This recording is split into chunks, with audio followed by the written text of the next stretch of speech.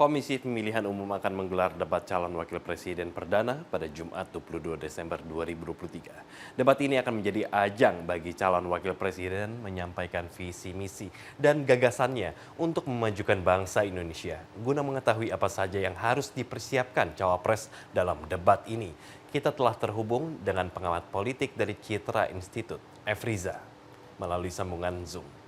Selamat pagi Pak Efriza. Pagi, Mas. Ya Pak, ini bagaimana Anda melihat persiapan dari ketiga paslon cawapres dalam mempersiapkan debat nanti? Ya, kalau dilihat bahwa ketiga-tiganya saat ini sangat siap dan kalau diperhatikan tentu ketiga-tiganya ini adalah pasangan yang sangat dinantikan oleh masyarakat dan kalau kita pelajari bahwa pasangan ini bukan pasangan yang tidak menarik, malah sangat menarik dan diyakini mereka akan mempengaruhi elektabilitas masing-masing capres. Karena kalau dilihat dari ketiganya, baik Pak Mahfud, kemudian Pak Gibran, maupun Pak Muhaimin Iskandar, ketiga-tiganya ini pasangan yang fenomenal, nyentrik, dan punya kemampuan dan punya sisi menarik dari masing-masing. Kalau bicara misalnya, kita berbicara Pak Muhaimin adalah seorang yang ceplas-ceplos dan itu adalah salah satu gaya nyentriknya Pak Muhaimin. Sementara kalau Pak Mahfud sosok yang tegas, berani, namun dari sisi beliau tentunya ada sedikit kekhawatiran karena ia adalah dari pemerintah, bergabung dengan pemerintah, dan tentu satu sisi ia harus tetap menjaga pemerintahan ini. Sementara kalau dari Pak Gibran tentu yang paling menarik adalah beliau anak muda, beliau punya pengalaman di daerah, dan tentu beliau juga menguasai aspek dari sisi ekonomi perkotaan, APBD, dan bagaimana sisi ekonomi APBN dan infrastruktur. Tentu beliau sangat mahir sekali dan punya ayahnya yang penguasa politik ataupun Pak Presiden Jokowi, dan tentu tidak bisa dipandang remeh. Walaupun kalau menurut saya saat ini Pak Gibran adalah kuda hitamnya, sementara kalau yang dua ini adalah yang digembar-gemborkan. Mereka bakalan paling siap, mereka bakalan melakukan bulan-bulanan kepada Gibran, namun yang pasti dari ketiganya yang sudah punya pengalaman dalam debat itu adalah tentu Pak Gibran, karena dia sudah pernah mengalami eksekutif daerah dan ia juga sudah memukau saat itu di level wali kota Surakarta ya. Kemudian mengingat debat ini akan mempengaruhi elektabilitas, sebesar apa pengaruhnya terhadap elektabilitas pasangan capres dan cawapres mengingat debat ini merupakan debat dari cawapres ini? Ya, kalau ditanya seberapa besar dan seperti apa, yang pasti kita harus buka dulu di awal bahwa kalau dilihat dari hasil berbagai survei kemarin dilakukan, ternyata hasil debat dari capres Pak Prabowo belum mempengaruhi elektabilitas masing-masing. Bahkan Pak Prabowo dari hasil survei di media yang kemarin saya sempat ditanya, dari media di Jawa Barat Pak Prabowo itu masih tinggi, 40%.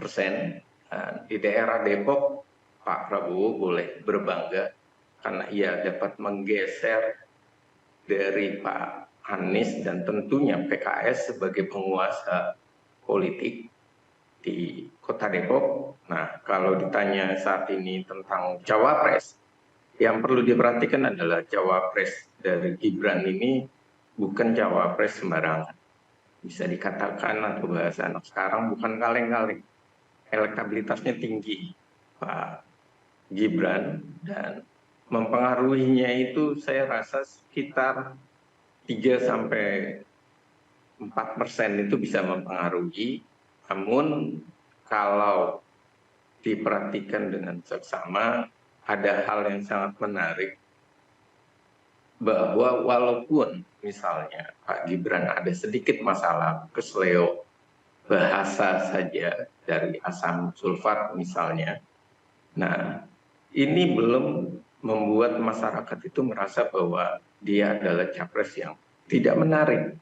Karena satu sisi ternyata bukan sekedar rasional yang disampaikan oleh masyarakat ataupun yang dibicarakan oleh masyarakat, tapi mereka lebih berbicara hal, oh ternyata di pemerintahan saat ini, di isu nasionalisme, di isu tentang kesejahteraan, mereka itu yang malah lebih diyakini oleh masyarakat, dipercaya oleh masyarakat bahwa mereka siap dan mereka pantas, dan keberlanjutan itu adalah dipegang tongkat estafetnya oleh Pak Prabowo, dan tentu digambarkan oleh kehadiran dari Gibran itu sendiri sebagai pasangan cawapres. Jadi saya memperkirakan ada sekitar 2 sampai 4% memungkinkan untuk terkoreksi elektabilitas.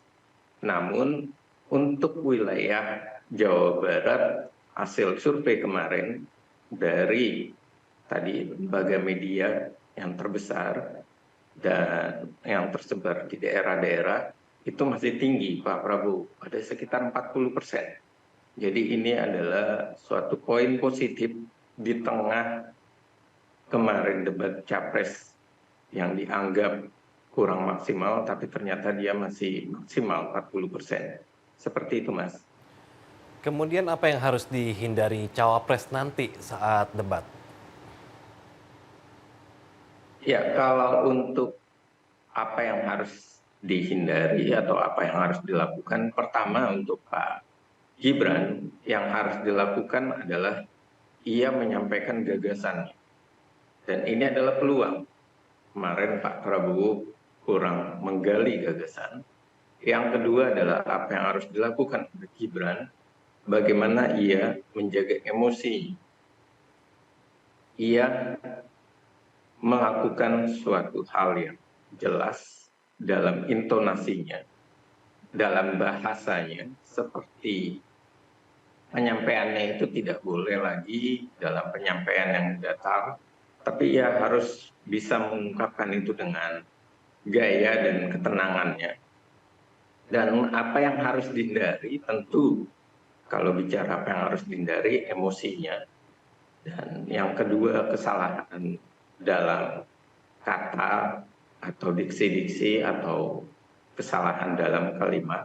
Dan yang ketiga adalah apa yang dia harus dihindari oleh Gibran adalah bagaimana ia memposisikan, menyerang figur-figur dari Pak Mahfud maupun Pak Muhaimin Iskandar. Bagaimanapun ia adalah anak muda dan tentu ia adalah anak presiden, dan berikutnya ia juga harus menunjukkan jiwa negarawan. Jadi saya rasa untuk menghormati yang lebih tua, menghormati etika atau membangun etika, beliau harus menunjukkan hal tersebut sehingga di kacamata masyarakat bahwa debat ini bukan debat menyerang seseorang, tapi debat ini adalah debat menyampaikan gagasan. Dan saya rasa itu yang nanti akan membuat anak muda ini ternyata lebih bijak, lebih keren, dan lebih kekinian dalam menyampaikan gagasan maupun berhadapan dengan yang lebih tua. Kemudian dari tema debat soal ekonomi, investasi, dan infrastruktur ini, bagaimana kemampuan komunikasi dari cawapres nomor urut 2 Gibran Rakabuming Raka ini nanti kira-kira? Ya, tentu kalau banyak yang mempersepsikan bahwa Gibran ini kurang dapat memahaminya, karena bagaimanapun Gibran di posisi daerah Tapi kalau saya lihat tidak seluruh hal itu tidak dipahami oleh Gibran. Kalau berbicara infrastruktur, bicara APBD, kemudian kita berbicara tentang perkotaan, itu sudah makanan Gibran. Bahkan dia lebih fasih dibandingkan dengan Pak Mahfud maupun Muhaimin. Bahkan kalau berbicara tentang ekonomi, saya rasa dia juga sudah mampu bicara ekonomi, APBN, atau perpajakan. Ia mampu karena data-datanya itu tentu lebih mudah didapatkan dari ayahnya yang memang seorang presiden, dan tentu lingkaran dari pemerintah itu lebih mudah didapatkan data-datanya. Nah, yang hanya saat ini perlu dilakukan oleh Gibran adalah mengkonkretkan dan membahasakan serta menjelaskan sesuai tema. Jadi jangan keluar dari gambaran, keluar dari batasan, dan keluar dari apa yang ingin disampaikan. Jadi Gibran harus memastikan bahwa apa yang dia katakan itu adalah hal yang dibutuhkan oleh masyarakat. Apa yang dia katakan itu adalah gagasan yang sangat baik.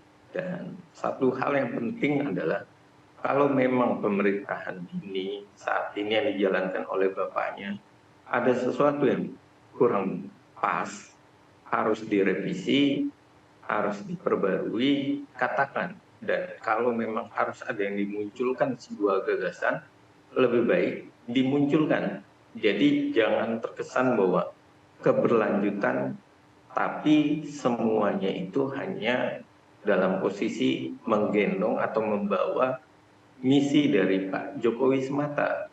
Tapi mereka tentu saya yakin sekali Pak Prabowo maupun Gibran adalah pasangan yang punya gagasan yang baik, baru, dan gagasan yang lebih tepat, lebih maju daripada Pak Jokowi saat ini.